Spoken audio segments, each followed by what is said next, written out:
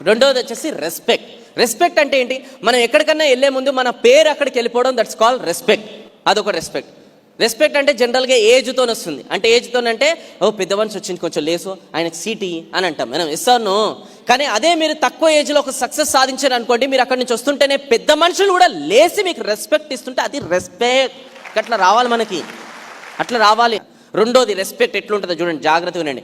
ఎప్పుడైనా మీరు రోడ్డు పైన నడుచుకుంటూ వెళ్తుంటే మీ పేరెంట్స్ని ఏమని పిలుస్తారు తెలుసా? మీ పేరెంట్స్ అన్నా మీరు రోడ్డు పైన వెళ్తుంటే మిమ్మల్ని చూసి అంటారు, పలానా వాళ్ళ అమ్మ ఉంది కదా, ఆమె కూతురు, ఈమె పలానా ఆయన ఉన్నాడు కదా, ఆయన రావు గారు, ఆయన కొడుకిన, ఇట్లా అంటుంటారు. ఇది కాదు రెస్పెక్ట్ అంటే.